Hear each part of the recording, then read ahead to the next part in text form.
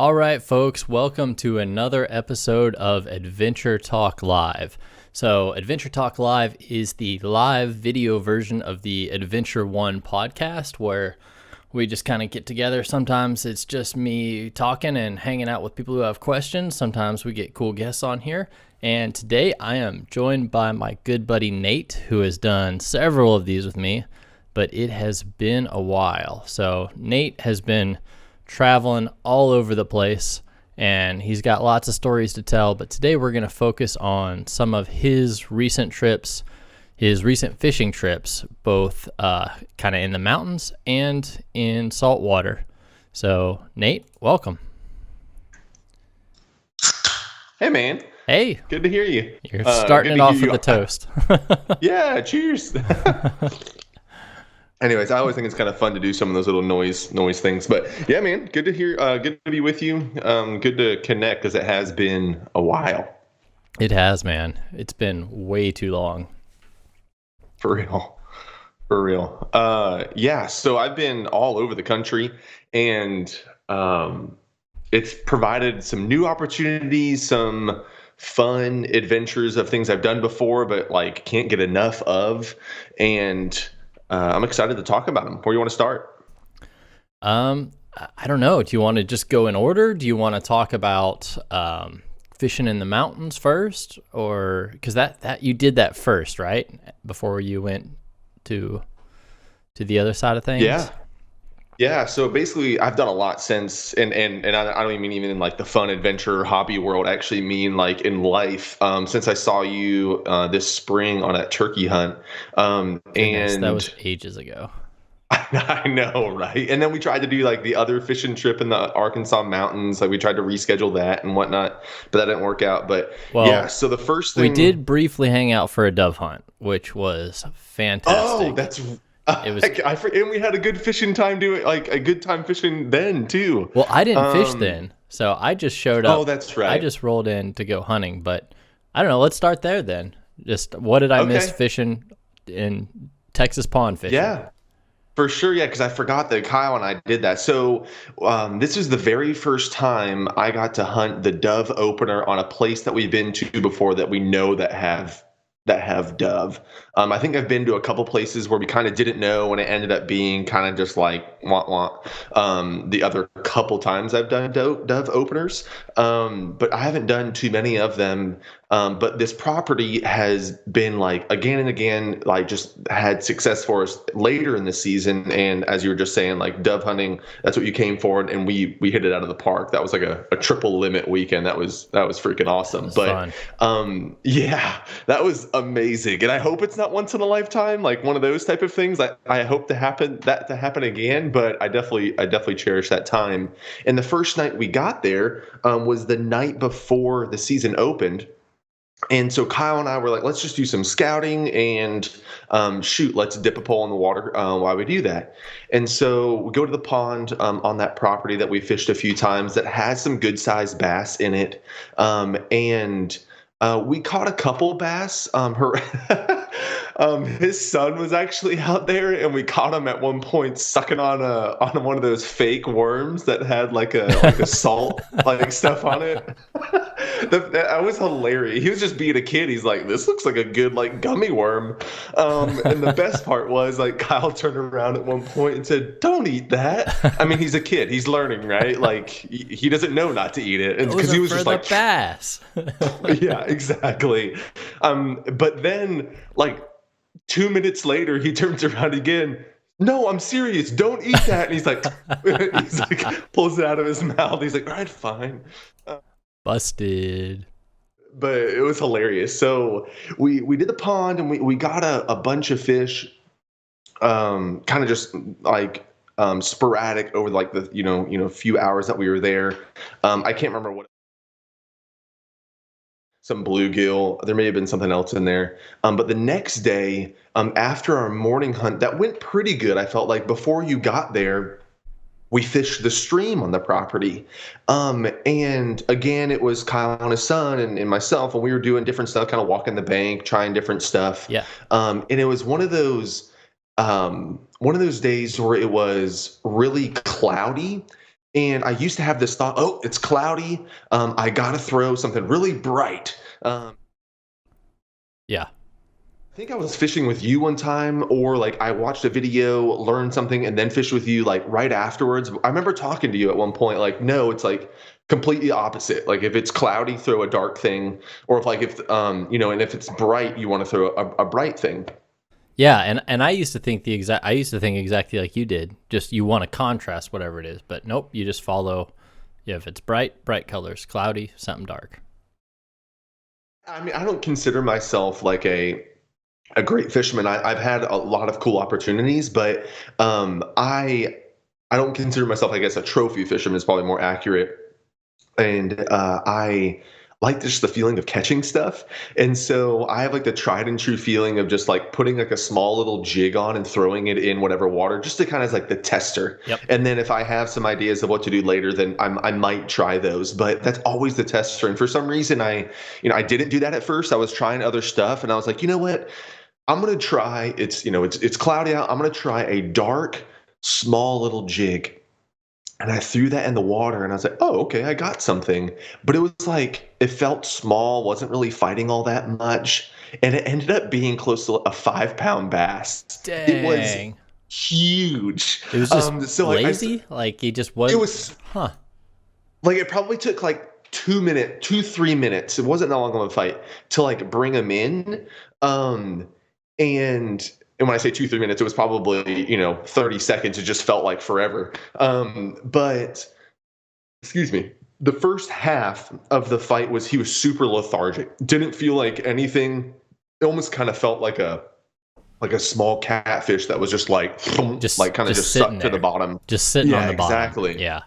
Yeah, and so, but I brought him up to the surface, and then he started getting pissed, and he took off, and like he splashed, and I was just like, oh my gosh, and I was freaking out, because it was the biggest bass I've caught on that property by far, and so I was freaking out. I was like, Kyle, Kyle, Kyle, Kyle, and he came over and helped me land the fish because it was kind of like a steep like embankment. And so, like, if I would have reached, it would have been kind of a weird situation where maybe like the line would have gone slack and he could have gotten off, or I would have fallen in or whatever. So I asked for his help. He helped me land the fish, and he took some good pictures, and I So released it. what do you mean he helped you land it? Like he's holding onto your overalls as you're reeling it in? Like what was going on there? No, like, so a great question. I had reeled it into basically the shoreline of that creek, and you've been there, you know the creek that I'm Yeah. talking about. It was probably like a 2.5 foot drop, like from like the top of where I was standing to the bottom of but like to like the side of like the little creek. And so it was like a good arm reach. And I didn't want to like, because it was so big, I didn't want to sling it onto the land. Yeah. And I didn't want to let the line go slack because I've just seen too many times when that happens, the fish is in control. And so it can get off and whatever, you don't know whatever is going to happen. So I called him over, and basically I kept the line like taut while he reached down and just like lipped the fish and brought it over the embankment for me. So it was clear. There wasn't like brush or anything. It was just like a straight shot. And I was like, I don't know how I can like hold up the rod and like reach. I didn't know how I was going to do that. Plus my adrenaline was running, and I've lost fish before, so I was like, "Cow, cow, cow," and he helped me land it. That makes sense. I was having trouble kind of envisioning that. Yeah, sure. No, that was a pretty general thing. But yeah, so he grabbed the fish for me basically at the bank. And when we brought it up, I was like, gosh. But it was close to, I think it was like 20, 21 inches. He was a big boy. We didn't have a scale on me, so it was like definitely above 4.5. Dang. For a little bitty creek, that's excellent. Yeah. Well, and it wasn't even flowing, which was crazy to me. And the other crazy thing was that was the first time that we saw alligator gar in that creek. And so we might have to do some bow fishing in that creek to kind of clear them out at some point. Nice. Well, what's crazy is that like that's a very seasonal creek too. Kyle was there last weekend, and he said, so you were in the top half of that creek, the bottom half totally dry. Like he drug a deer through there and it didn't get wet. so Exactly. so like that's what's crazy is that a seasonal, it's only a creek half the year, has a 4.5 pounder sitting in it. That's cool. That's really cool.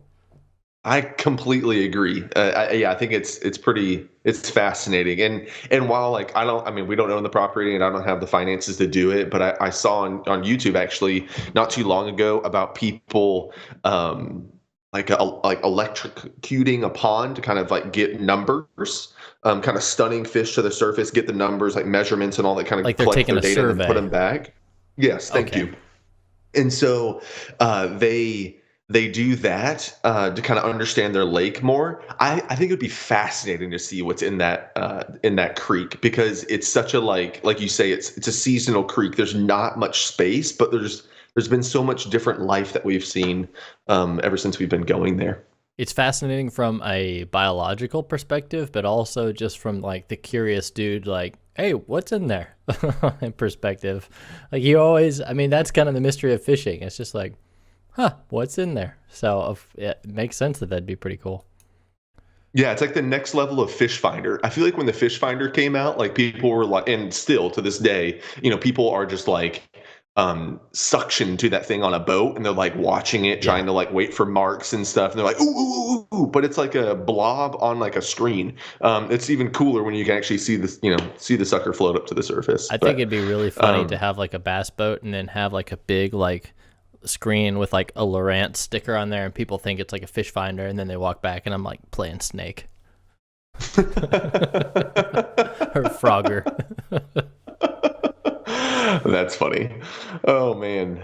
So yeah, so that's what you missed. I mean, you didn't miss much in dove hunting world because that dove hunt was phenomenal, but the fishing there was pretty cool too. Nice. So did you let that one back? Did you cook it and eat it? What'd you do with it? That was one of those things where I feel like it was too big to keep. I want Hmm. that sucker to like to be go back into like the reproductive world. And I kind of want somebody else to have the thrill of catching it too. That's cool. I'm definitely a meat eater. I'm definitely like I hunt for meat and for the fun of it. But like I do appreciate the meat. I definitely take that home and I share it with my wife and my family. But like that was one of those things where it was kind of like a respect thing where I was Yeah. kind of just like, you know what, like you've lived a long time in this small creek, and I want other people to maybe have the pleasure of catching you, but definitely go grow some more for us. Yeah. So it was like oh, thank you for that time. Thank you for playing the game with me. You earned it. You get to go back. Bingo, you got Nice. it, man. Well, and largemouth in general, do you like eating largemouth? I know a lot of people who don't, and I've, I'll eat them. Definitely not my favorite, but if we need to catch fish to eat and we catch largemouth, yeah, I'll fry them up. But For sure. I think that it's really cool when you're outdoors, like on a hunt or something, if you can like immediately, catch, clean, cook it. I don't think about like, oh, like if I'm sitting at home in Tennessee right now and I'm thinking about the opportunities where I can go fish. Bass fishing is a heck of a lot of fun, especially in Texas. But I'm not like, what is the best fish I can go after and get a good meal out of it? That's not like the that's not the fish I think of. I think of some good saltwater fish. yeah, nobody sits there and is like, man, I really want a pond largemouth right now. For real. And after this summer, when I went to Colorado and hiked into southern Colorado, I think it was the San Juans. I'm not completely sure on that, but we were in southern Colorado and we hiked into the mountains, went in real deep with some good friends of mine from when I lived in Fort Worth. And we caught like trout out of the river, and like within 30 minutes, we were eating it. Like that was amazing. That's cool. And so like that shot trout up on my list like a heck of a lot. So these Because were rainbows, I'm guessing, or browns? so it was all kinds. So there was cutthroat, there was browns, there was rainbows, and I think I can't remember exactly which one that we ate. I want to say it was a rainbow. Excuse me. Ooh, big excuse me. That was a And good one. so thanks. I tried to hold it in, but then it kind of tinkles your nose, Yeah, and it I don't didn't like work. that. Yeah. But so we hiked in there. Yeah, we went to like just a Colorado mountain stream. It was actually the headwaters of the Conejos River, and we were catching some, and that was super fun. But then like, and it was my first time doing that. And I guess I'll back up. I said a little snippet about trout scooting up my list of fish I like to eat, but this trip that I went on was definitely something I want to do again. It was my first real backpacking trip, where my wife and I have gone on a bunch of really cool adventures, but most of them are day hikes. Yeah. And so this was the first opportunity that like I was able to ditch the car, grab the gear, go with a couple buddies, and like head into the woods with like people not around, which was awesome. Man, It was I love it. I feel like I don't do it nearly enough. I know some people who are really into like backcountry backpacking, and so I kind of just try to make a promise to myself to just at least one time a year get out on a trek, even if it's just a long weekend, just one time. And every time I'm out there, I just feel so recharged because I think you're experiencing, usually you're going to just beautiful places. There's no cell phone signal. It's just peaceful and you're working hard too. And so I think, you're not just sitting there relaxing. It is relaxing, but you're also exercising a lot. So you're kind of appreciating what the mountain has to dish out. And so I think that makes it fun too. Yeah, for sure. And I'd even say, I mean, you're at such high of elevation sometimes, but I would say that the air is cleaner out there than if like you're walking down the street in some major city. Oh, for sure. And like at one point, I thought like, is this kind of just like somewhat of like an optical illusion, but like I guess like a psychological, whatever the word is. Am I just making this all up in my head?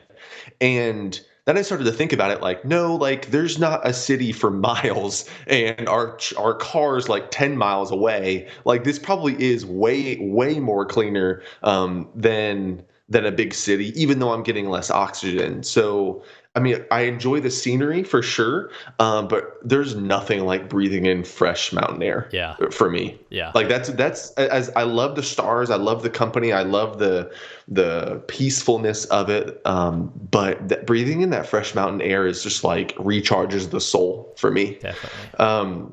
Yeah, so like we went out there. The trip was planned by a friend who lives in southern Colorado and been in the mountains a few times elk hunting. He actually got an elk a couple weeks ago, which I was happy All for him. right. But yeah. But so we were going up to the headwaters of the Conejos, and we knew it was going to be a little sketchy because they had a ton of snow in Colorado, at least this part of Colorado, this past year. And when we went by the outdoor store to get a couple maps before we left, the person was like, "Yeah, there's like 200% of normal, like the snowpack," and I was just like, "Oh my gosh." Dude, that's what I heard in Idaho too. It was and actually my buddies in Utah said the same thing. It was like everywhere out west. Just it was just a crazy snow year last year. Yeah, for sure. And so that provided some challenges, also provided a heck of a lot of fun. It altered our trip a little bit, where we didn't like get to do a loop. It was more of an out and back, and it was cut a little bit short, but we got to hang out at their like cabin that didn't have any cell phone service, and it was still at like 8,500 feet. So like we were still in the middle of nowhere. But it was awesome. So we went up there. We got to the snow really quickly, and the field that he thought we were going to be camping in, we still camped in, but we didn't really have much options for campsites. We pulled up on the field, we were surveying it, and there was basically all snow everywhere. Oh Uh, wow. and it was gorgeous. Like there were some huge mountains, and you could see kind of the continental divide off into the distance. Like you could follow it with your finger, and we kind of like familiarized ourselves with the map, so we kind of knew where it was. And so we kind of like pointing out the landmarks, and we kind of looking for camp. And there was this one patch of green, And we were like, well, I guess we're camping there. Guess it's decided for us. Yeah, exactly. And so from there, a couple of the cool things that were like on our bucket list was one to camp, one to get outdoors, but then to fish. And I've never fly fished before. I really didn't know many people who had done it, just because like for whatever reason I didn't. But my friend who lives in Southern Colorado did, and he taught us a few things. And we weren't doing like out in the woods there. It was a small stream, and we weren't like whipping it back and forth where you see in these magazines or videos where you see this big old bunch of line and flicking it out. Yeah. It was kind of like a small little dangle. Yeah. But it took so much finesse that it kind of reminded me a little bit, and I haven't done this, but hearing your stories and other people's, it kind of reminded me of bow hunting, where you have to be so quiet and so sneaky, it feels like, to present this fly in the perfect way. And you're intentionally doing it in kind of the harder way because it means more to you. Yeah. Like it was just like this moment I landed one. Forget that. The moment I saw the trout go after one, I was like, yeah, I can see why people do this. That's cool. And I got like and I did land one, and that don't get me wrong, that felt phenomenal. To finally get one, because I lost a couple like at the creek bed because the mouths are just so soft in trout, at least from what I heard, that you can either pull it out, like rip it through their lip, or like they're just like so gently hooked that like you just got to be able to do it really fluidly. And I was a little clunky at first. So it took a little while to land one, but we did. And I was hooked. Like I tried to do it a bunch more times, and I think I maybe caught like 2 on the trip. Learned a lot of lessons about like to walk softly near the creek, because like they even hear you coming from behind, which is like crazy to me. To make sure your shadow doesn't like cast over them. Like we were getting pretty close to some of them because we were trying to sneak up, and there was like a bunch of like downfall, and so we were trying to like basically dangle it in a very, very short window, and so you had to get really close to do it at one spot, and it was just super hard, but I loved the challenge. And eventually our friend, there was 3 guys, myself, the guy who lived in Southern Colorado, and our other friend. And it was his first time going out camping, first time going out really like fishing. And it was his first time eating. I think he had fished before, but like it was his first time catching and eating what he had caught. Like I think like other times it might have been just he didn't catch much, or just maybe he didn't keep it or whatnot. But he he caught a fish. That was the story. Like we're like 30 minutes later, we were eating it. And so when that happened and he tasted the fish, I could just like see on his face, like he got it. Like he got in tune with his like primitive instincts. He got in tune with just everything just I think feels right about fishing and hunting. And it was that was one of the coolest moments of the trip, I think, for me, is just to see him be like, I caught this. we cooked it, and this is phenomenal.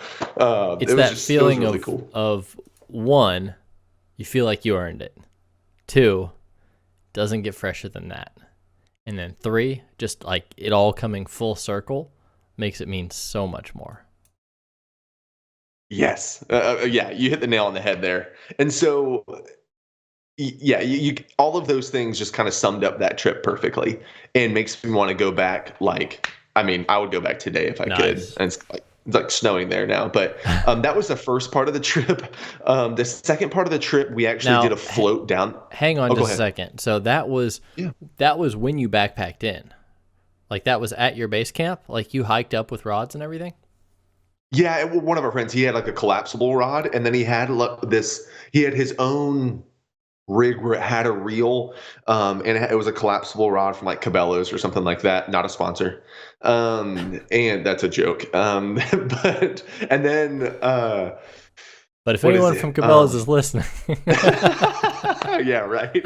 Actually, I really don't know if it's a sponsor. It may be a sponsor for you. I have Yeah, no idea. yeah, not so much. But the no, so he had one of those rods from Cabela's, and he also had this other collapsible rod, but it didn't have a reel on it, and it's from like Takara To rod. Have you heard about these? Yeah, Tenkari or something. Because I heard somebody Yeah. talking about it and they were describing it. And they're like, yeah, it's a fly fishing rig without a reel. I'm like, boy, that's a cane pole. I didn't want to cut you off, but that's exactly what it is. Like that's what I thought of when he broke it out. I was like, pretty sure that was the first fishing pole I used growing up. Yeah. Was like I just tied a string to it. I mean, granted, he had all the like the lures and everything, but yes, Well, and we had one of those. that's kind of how because I know nothing about fly fishing. I mean, you put me on a creek and tell me there's bluegill and bass in it, and I've got a pretty good chance. But fly fishing and whipping that thing around, I know nothing about it. And so a lot of the like technical stuff, and I just don't really, there's so many purists and diehards out there. And I think it intimidates a lot of people. But to me, some of the Yeah. like super technical diehard stuff is almost a little bit absurd, I guess. Like I saw somebody who had like some fancy fly setup and they're like, yeah, this is my strike indicator. I'm like, dude, that's a bobber. Right, for sure. I mean, and that's where you can go overboard with any of it. Actually, I'm about to break out some bourbon. Like even in the bourbon world, I think that people or the archery world or any world, people kind of go a little bit overboard sometime. Oh, But yeah, I archery mainly for learned sure. I mainly learned two things while I was there, or I should say, I learned a lot of things. But I learned about two different types of fly fishing. I think I'm saying this right. One of them is nymphing, where basically the fly, it's like a wet fly, if you will, Yeah, it's like a and it jig. goes under the water. In a sense, yeah. And your goal is to make it look like it's free flowing in the water, but you have to like you can't let too much slack go. My friend was saying like make sure you maintain contact with the tip of the lure, so you can feel when the trout hit it. Because if you don't, then you're just gonna miss the fish. You're gonna miss the hit, and they'll spit it right back out. And it's Um, that or dry fly, right? Exactly. So yeah, it's wet fly or dry fly. I think the wet fly is called nymphing. Dry fly, it's the top of the water. You're hoping for them, kind of like bass, to kind of like almost break the surface, and crush the lure. Gotcha. So that was Oh, I'm sorry. Go ahead. that was when y'all were landing just kind of a mix of everything, or that was mostly rainbows, or just kind of whatever I was in the think stream? they were all trout. I can tell you that. Yeah. I remember there being a cutthroat. I remember them being a rainbow. I've seen brown in Colorado when I fished with this guy before, but I don't think they were on that river. Uh, they might have been. But there's a part two to my Colorado fishing trip as well. And Okay. and what I was saying was I'm drinking Long Branch tonight, because I saw in my cupboard it said oak and Texas mesquite charcoal refined. So I thought of you, All right. and all the Texans down there. But cheers. Um, so part two of the trip was after we came off the mountain. Thankfully, no injuries. Very thankful for that. Just because crazy things can happen up there. Yeah. We floated down the Conejos. So we were at the headwaters of it, which was really cool to see. Trivia And then we fact for float. you, interrupting your own story. Conejos. Yeah. It's my little bit of Spanglish. That means rabbit. Oh, really? Yeah. So you were on the rabbit That's cool. river.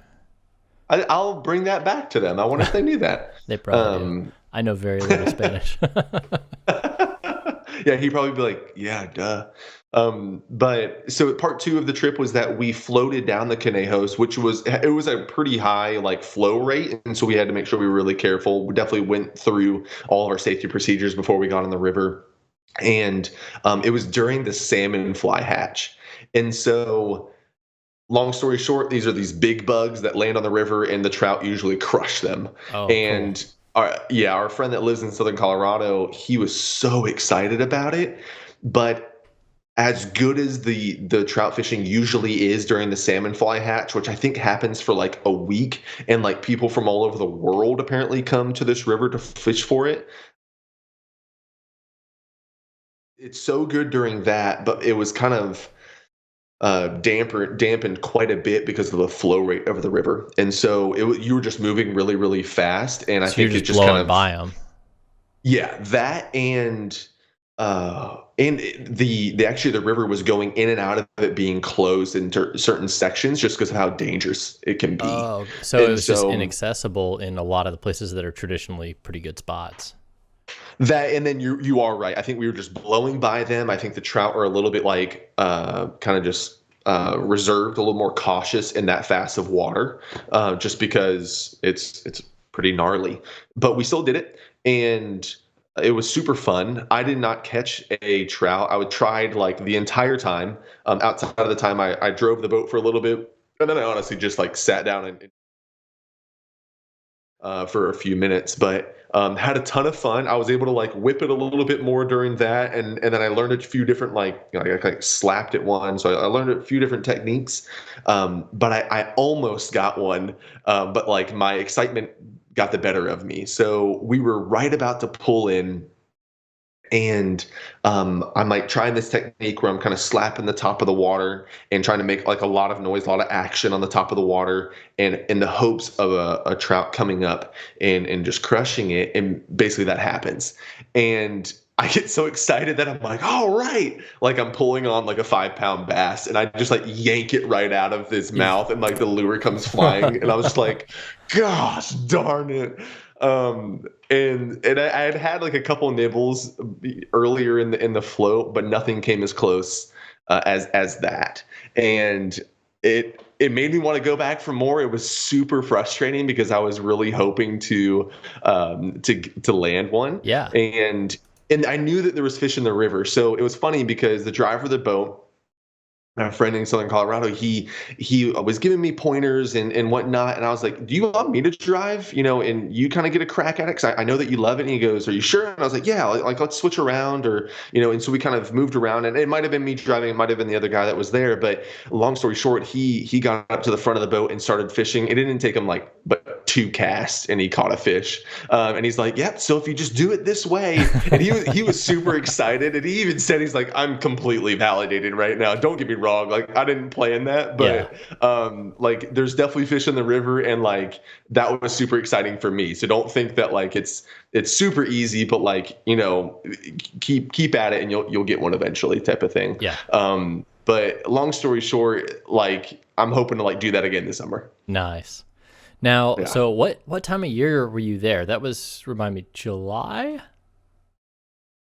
Something like that? Close. End of June. Yeah, Okay. I think I left on the 1st of July, so I Now, think it was the last week in June. is that like prime time? Because I know a lot of people who go fishing, like I know it kind of coincides with elk season in September.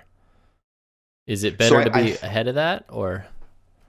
I don't know too much. I do know it sounds like the salmon fly hatch is like the start of like the really good season. Okay. And so I think that basically everybody waits on the snow to melt. I mean, we're talking, it really was, yeah, That's like true. last Yeah, week you're of still June. getting quite a bit of snow, like you said. For sure. Yeah. Yeah. And so, I mean, it was melting while we were there. One of the days it was 70s, but like 30 at night. And so, I mean, it's not melting extremely fast, but it is melting and the river's flowing, like I was mentioning. But I think that the end of June is just the start of the season, and the salmon fly hatch is really good because it's like I said, all these bugs are landing, and so I think it's just a mixture of when we went, it was fish that probably hadn't been pressured yet that season, Yeah.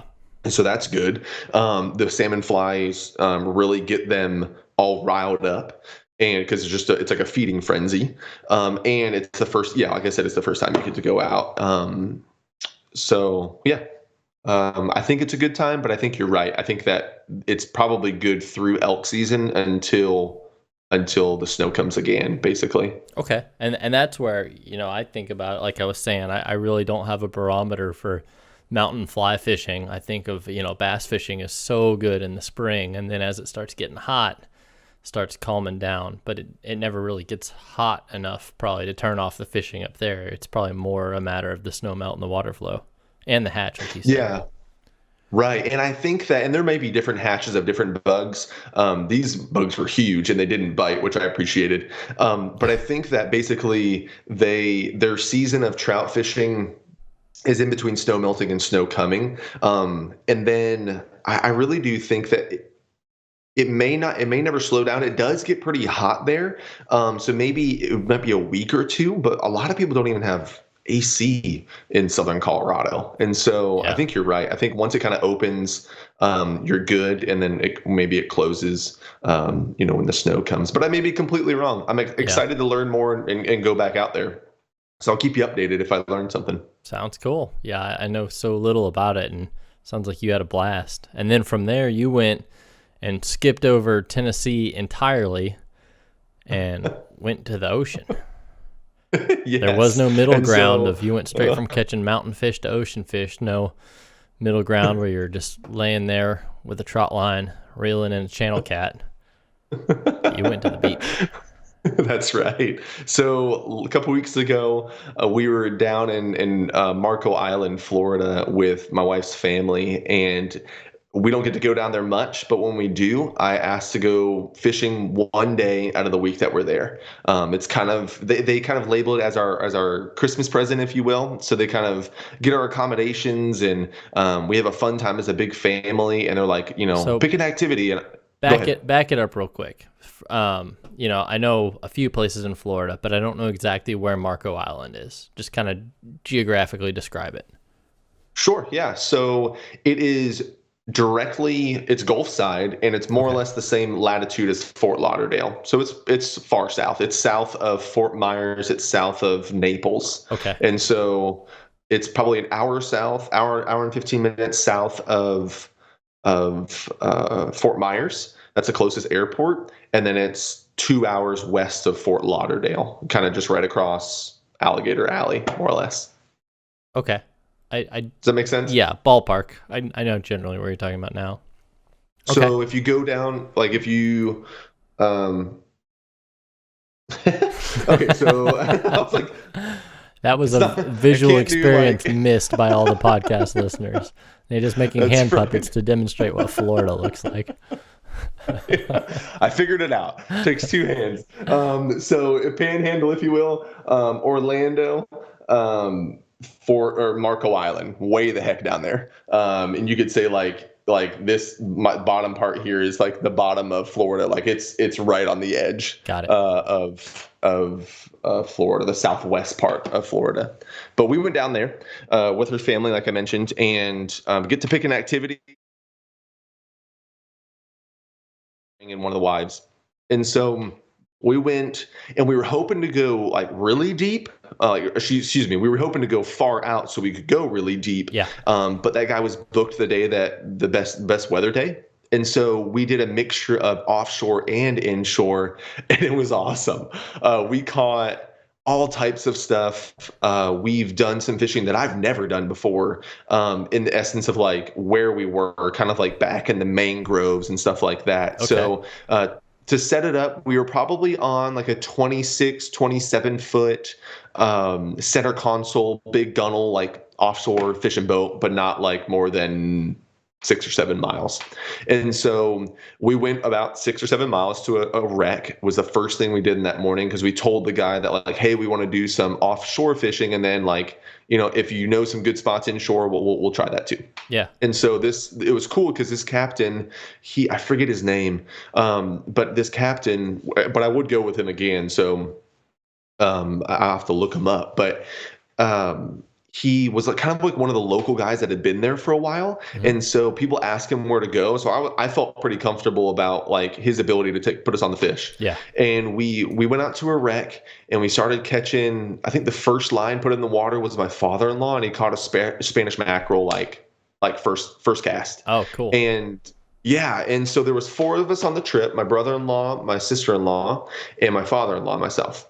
Now, And were you all throwing lures or bait, or what were you tossing out there? we were throwing live bait. We were throwing live shrimp that we kind of like peeled in half, and then actually took off the tail. So interesting tip. I think we've talked before how live bait is always better, and I if you mean, can get in the live ocean, bait, anything will eat it, and so it's just yeah. Yeah, no, I think you're exactly right. But this was interesting. So when I've used live bait before, usually like, it's a fish that you like kind of put it through the lip or put it through like the dorsal fin in the back or like through the spine in the back. And so this time he actually took off the head of the shrimp, which is the only thing we used. Live shrimp. He's got some out, took off the head and separated the head from the tail, and then he took off the final like the fan of a shrimp. Like he took off that bit of the tail. yeah. And at one point I asked him, I was like, why are you doing that? And he goes, it actually helps leave the scent trail. So it kind of just opens it up where it leaves more of a scent where the fish will go after it. Huh. And it's not the clearest water in the world. I think offshore is a little bit more clear than inshore. Actually, I think it was a little bit more muddy. Yeah. And so he's like, the fish that we're going after, the fish that we really want, they're scent fish. They hunt by scent anyways. And I was like, all right, well, I'll give it a shot. And so that's how we were baiting our hooks. But the other three in the boat, they caught Spanish mackerel at that first spot. Actually didn't catch anything. Okay. But then we went to a couple other wrecks, and Were those at different points, were those keepers? yeah. So they were. It was, and I thank you for saying that. So we probably got 3 or 4 Spanish mackerels, anywhere from, I don't know, I'd say like it was in the 20s, I think, for some of the bigger ones. I think most of them were in the teens, but most of them were keeper size. I would say Nice. 4 out of the 5 that we caught. No, 5 out of the 6. The story I want to tell about that wreck, the reason I say 5 out of the 6 is because I know we had 4 keepers after that. The 5th one was one that got absolutely crushed by a shark. Oh, And wow. it was the joke that like the one that got away, or like the one-armed fisherman says that like his fish was this big. But this fish was actually huge. And so And another visual moment missed on the podcast. The one. Sorry, continue. Sorry for the people on the podcast. It's a joke that everybody says the fish was this big, and they stretch out as far as they can. But there's a joke out there amongst fishermen that are like, yeah, the one-armed fisherman says his fish was this big, and he reaches out one arm. That's the joke. They're podcasters. I don't think it's that funny if you gotta explain it. Fair enough. Touche.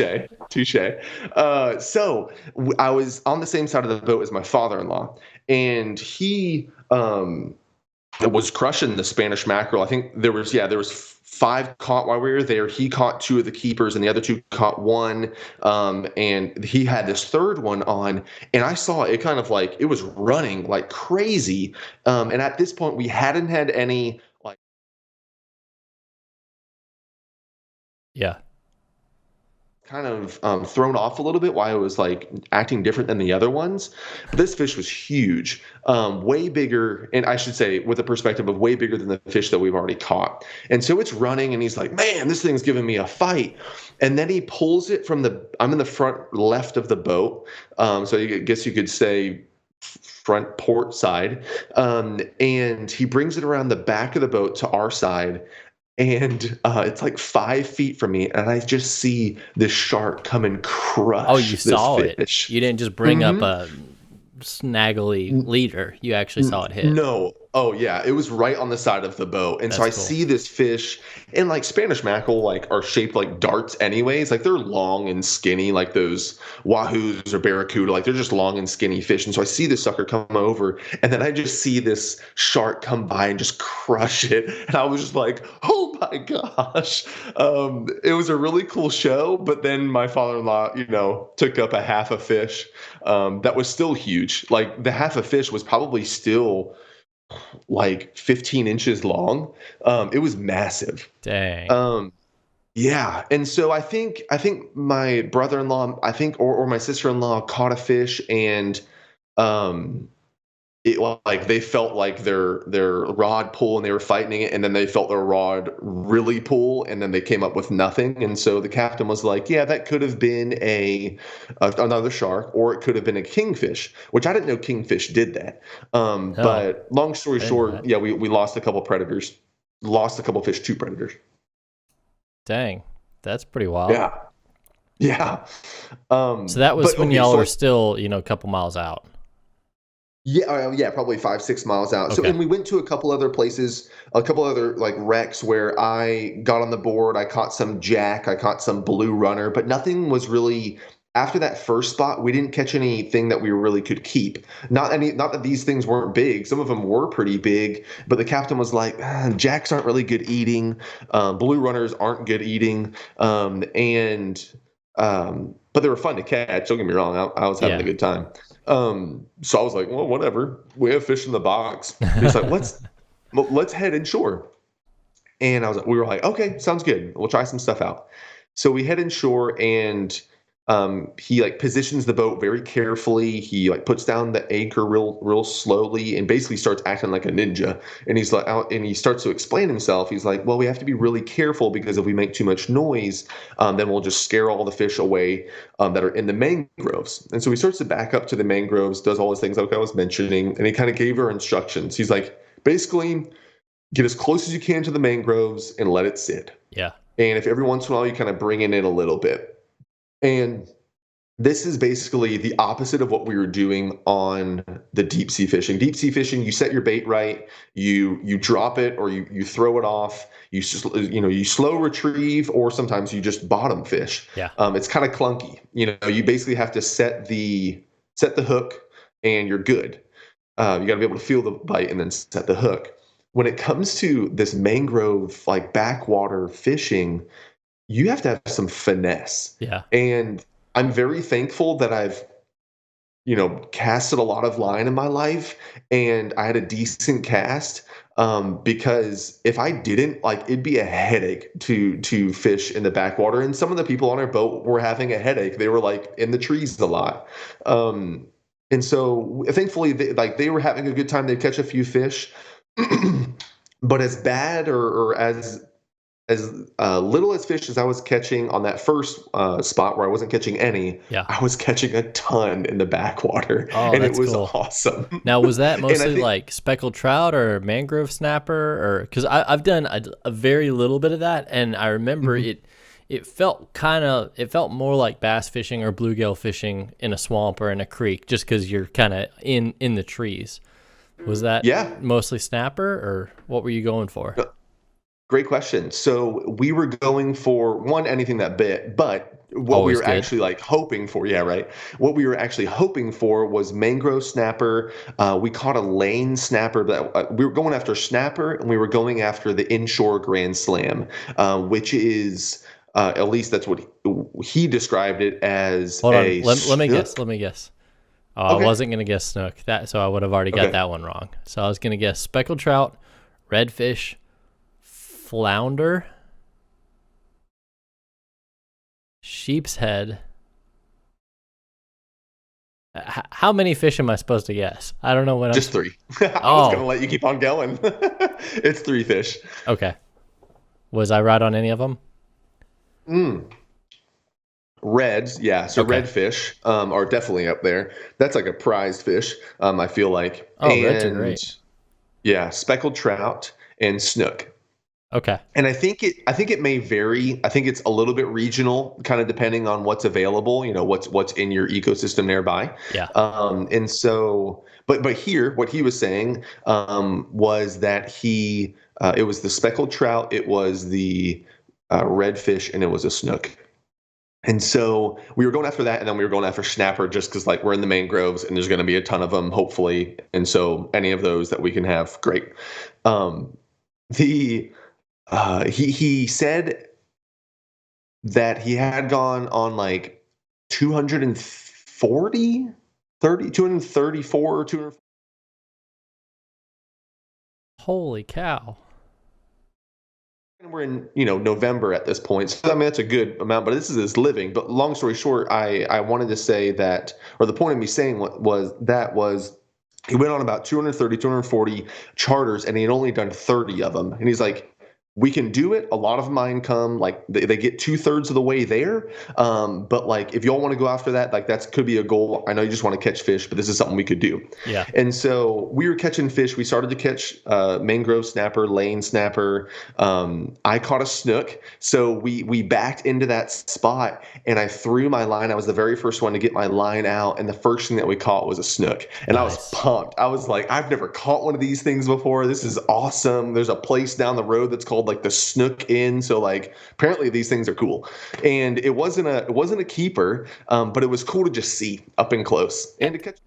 At that point, were y'all still fishing on shrimp, or were you throwing plastics for snook? Because I know a lot of people do that. Yeah, the entire time we were fishing with shrimp. Okay. Just that same method of breaking it in half and then pulling off the tail to have the scent. Gotcha. And so I caught the snook, and then we all started to catch snapper for quite a bit, and that lane snapper was thrown in there. I really don't know what kind that is. I can't remember what it looked like, but it's a snapper.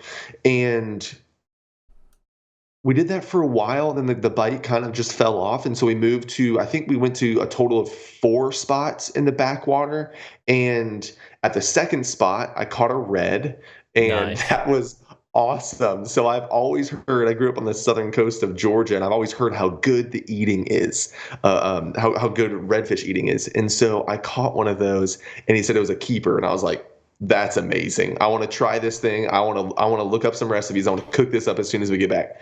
And so and then on reds there. So I know in Texas it's a slot limit. So it can't be below this, and it can't be above. I think it has to be, somebody's going to correct me, but I think it has to be at least 20 maybe, and it can't be above 28. But if it's above 28, it's actually on your hunting license. You have a tag for 1 red drum over that. I'm sure that's probably a bizarre thing, and most places it's not like that. So what is it there? Is it a slot, or is it a minimum, or what's the size for a keeper? It was a slot, and I think it was a similar range to that. Okay. And so it wasn't a massive red. It was a good size, and it was a keeper. And he was like, "You just caught the best eating fish so far," and I was like, "Heck yeah!" All right. Because I'm all about that. Yeah. I'm all about like having a great meal. Dude, especially awesome. I love braid. Yeah, and so we were 2/3 of the way to the Grand Slam. Personally, I was actually like the boat was, but then even personally, I was 2/3 of the way to the Grand Slam because I caught the snook and the redfish. And so I think my sister-in-law, she caught a redfish as well, but it was too small. And so yeah. Anyways, at one point we caught my sister-in-law caught a sheep's head. She was the only person to do that. Those were good eating, but it wasn't big enough. I've had that before, and it's actually really good eating. I think. Yeah. And what else did we catch at that second spot? Sheep's head is kind of. I can't remember. I feel like some people look down on it, at least in Texas. Like I think. Really? I think it's one of the few saltwater fish that you can bow fish. And I don't know if that's just because of where they are, like in the shallows. I mean, I know lots of people that eat them and love them, but I feel like there's a little bit of like a stigma or prejudice there. But I've heard they're great too. So sure, if it's based upon their teeth, it makes sense because they got like Bubba Gump teeth. They're the fish with like nasty human teeth, right?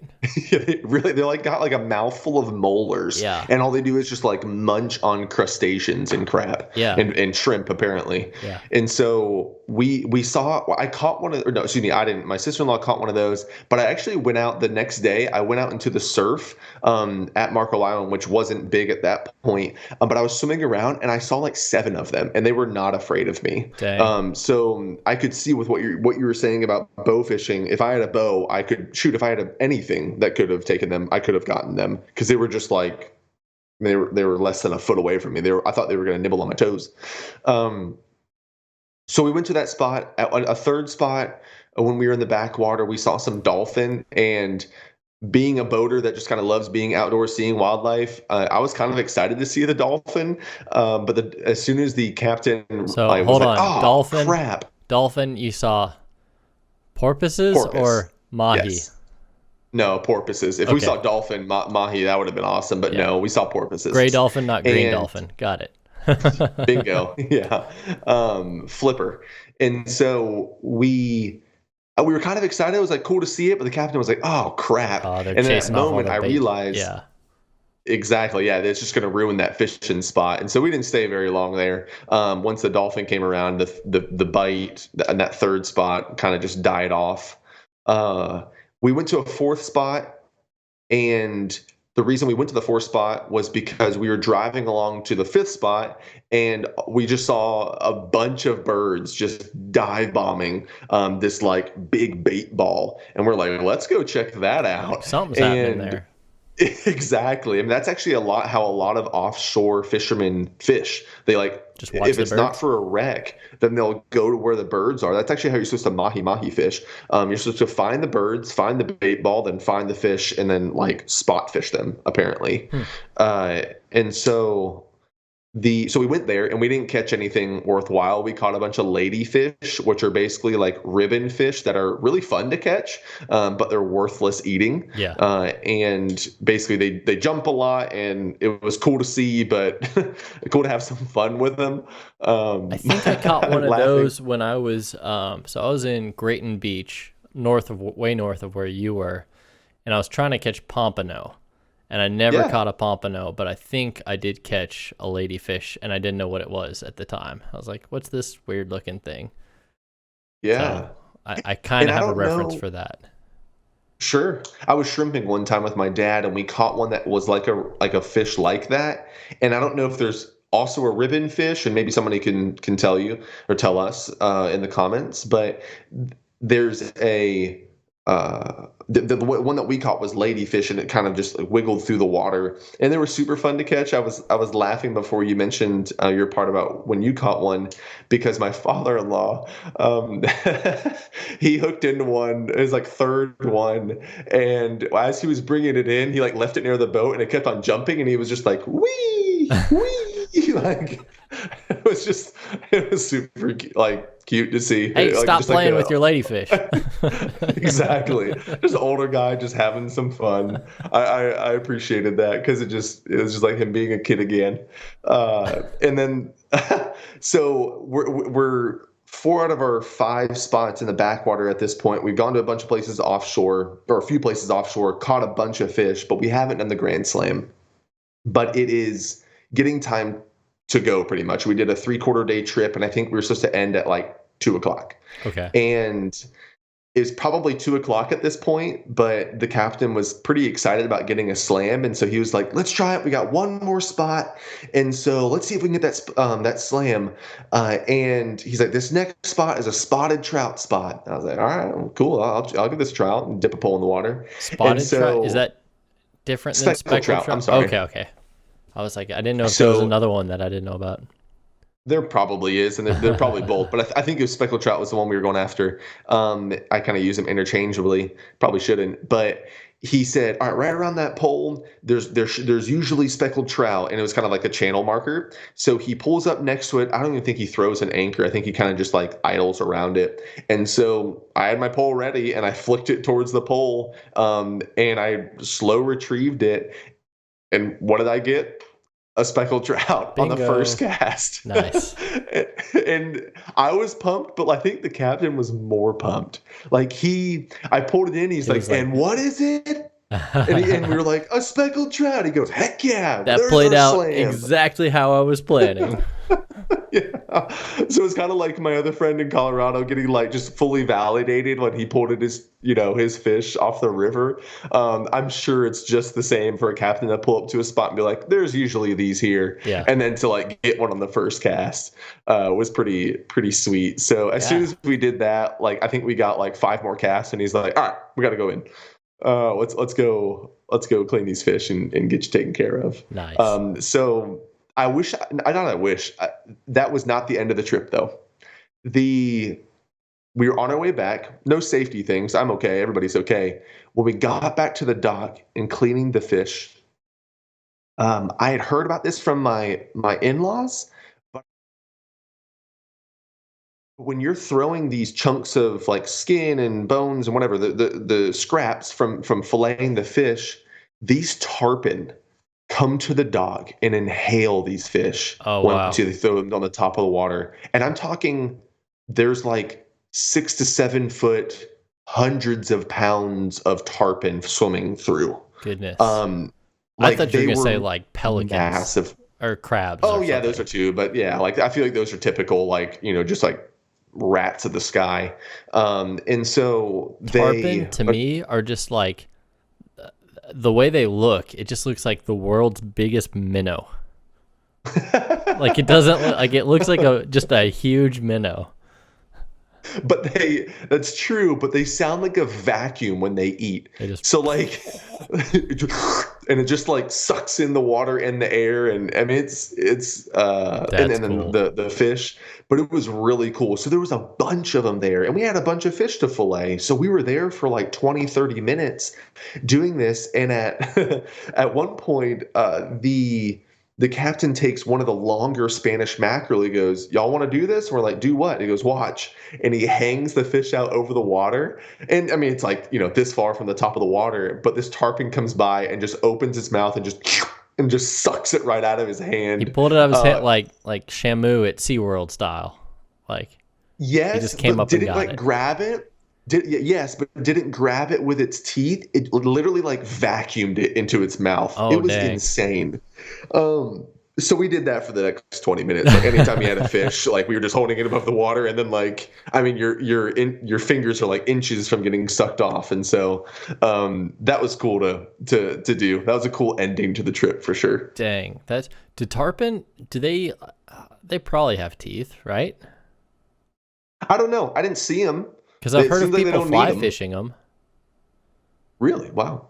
Yeah, I think that's I've like heard you of go down to people. the Keys and you want to do it like the hard way. You go for tarpon and bonefish, I think are the two. But I've heard Like of two it. big ones for like game fishing and stuff. I don't think they're that big, and I don't think they're that good to eat. I think it's more just like sport fishing type of deal. But I think it's kind of the same thing. They suck it in, like you were talking about. Oh, gotcha. Yeah, I asked the captain. I was like, "This is the easiest fishing on earth. Can I have a pole?" And he goes, "You don't want to eat that fish." And I Mm. was like, "Oh, okay." It kind of reminded me of like a buffalo carp, like how big their scales are. Oh They're just wow. huge, like toenails. Um, and was there anything else I was going to mention about that? I don't think so. We went home with a bag full of fish, and that redfish was phenomenal. You It was fried them definitely the up best out of all of them. that night or shortly after? We actually did the day after. So when we got back, we were exhausted. I think I took like a 4 hour nap. And then by the time I got up, because we were in the sun for 6 hours.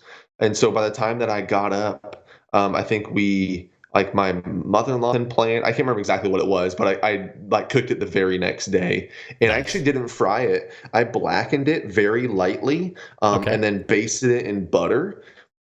Finished it off in the oven and put a little bit of lemon on top. Dude, you're making me And so hungry.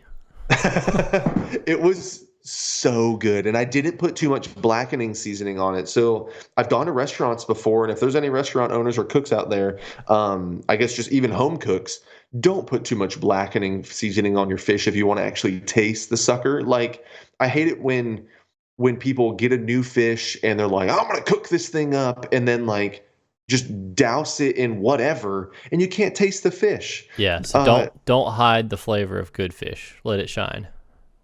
Exactly. So I did that. Lindsay and I, we both loved it, and yeah, I do it again. Dang, that's awesome.